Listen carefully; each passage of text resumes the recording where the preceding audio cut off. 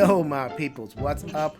My name is Jason. Thank you so much for joining me for another Dice Tower review. And I'm joined by, who are you? Simone. Simone, my daughter. Together we played, what did we play together, Simone?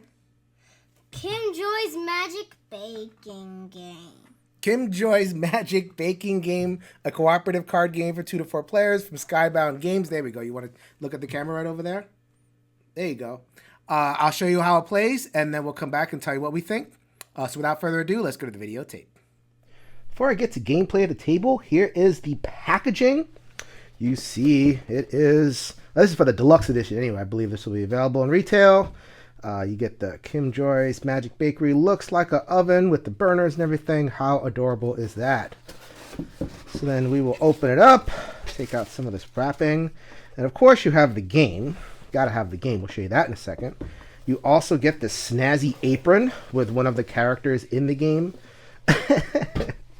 I'm actually a little bit confused because it's definitely a kid's game. This thing's big. My daughter can barely wear this thing, who is 6. So we got the apron over there, some stickers. We got some, yep, there you go. Here's a pin. My goodness, no expenses spared. We have the recipe for raspberry pavlova. That's a card in the game, actually. And I don't know if I don't think this is the only one. Maybe you get different ones. I'm not sure, but that's the one that I got. And it's just a bunch of stuff. They really wanted to go gonzo on the production for this one. So here is the game of Kim Joy's Magic Bakery, fully laid out. Everything you see here, including the first player token, which is going to be moving around and around, is the artistic vision of Kim Joy, who was a contestant on the Great British Bake Off. She is listed as a creative consultant and, according to the publisher, was actively involved in the creation of the artistic style. So in essence, it is a very, very simple card game. We are going to be drafting ingredients out of a central pantry area.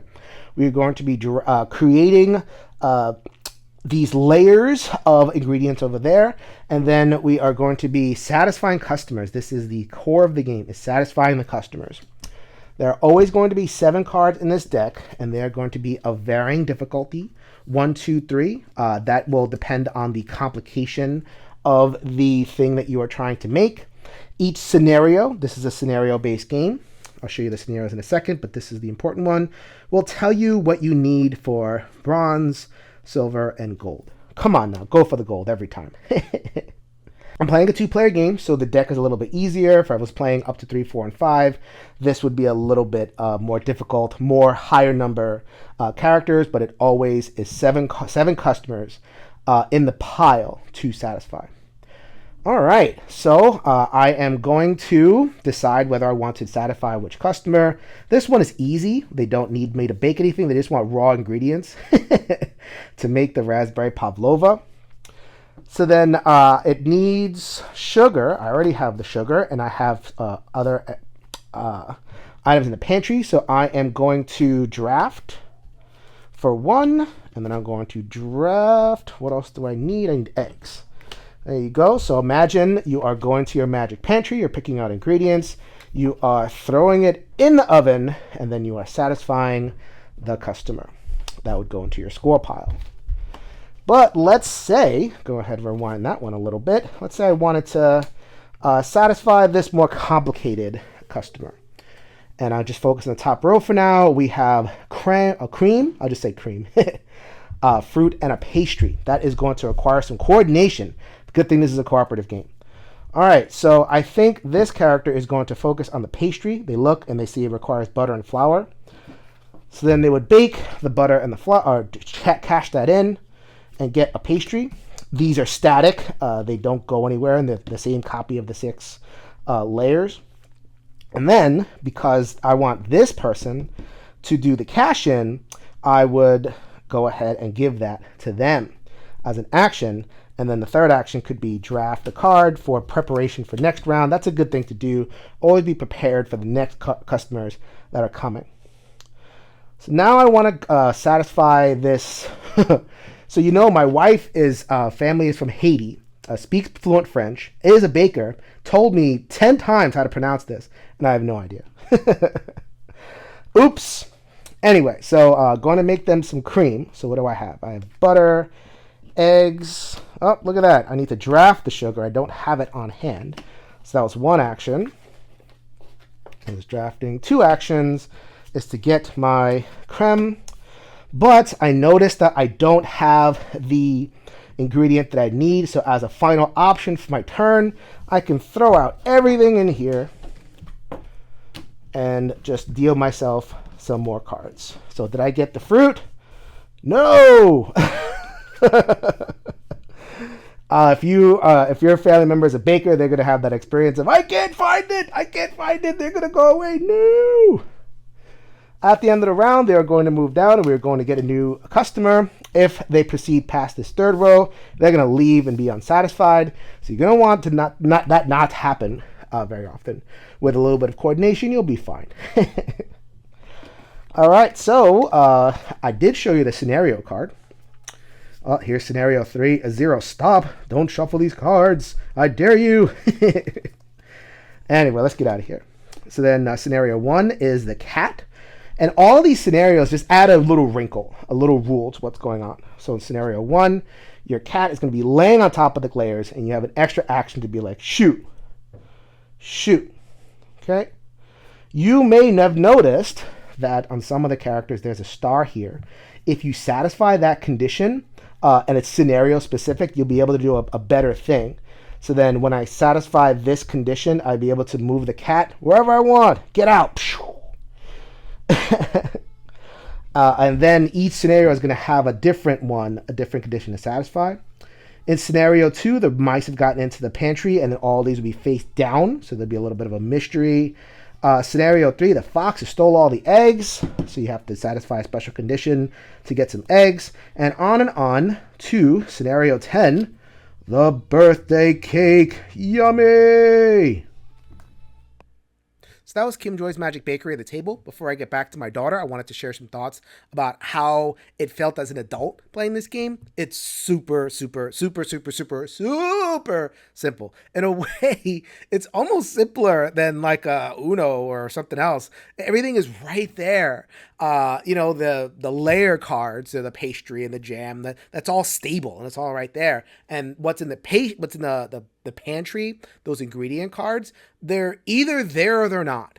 And if they're there, you pick them, you play them, and you do your thing. If they're not there, you mill it until you find the ingredient. There's really not much else there in terms of gameplay.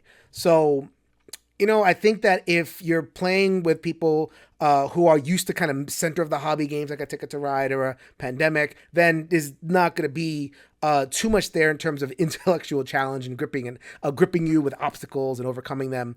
But that's not the type of game that this is. I just wanted to make that clear.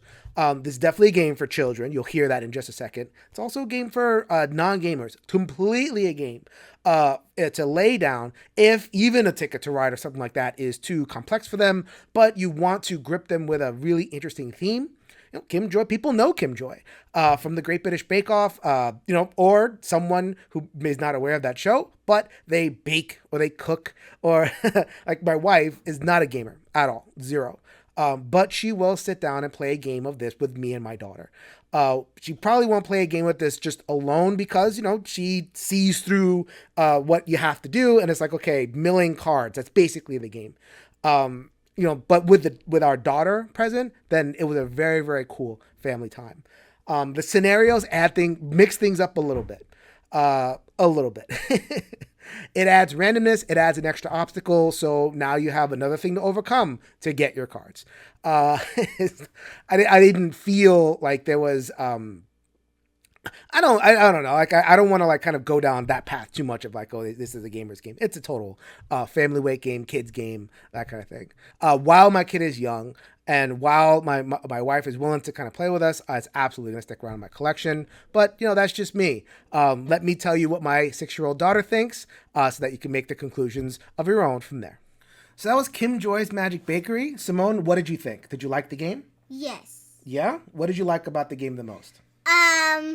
When we didn't have the fruit. We didn't have no fruit for a game? That action where you clean the pantry? We kept on cleaning the pantry, didn't we, Simone? Yeah, we cleaned the pantry twice. And we couldn't, and we found it on the very last one, right? Yes. Yes. And then what did we do? Did we make something for the giraffe? Yep. Yeah?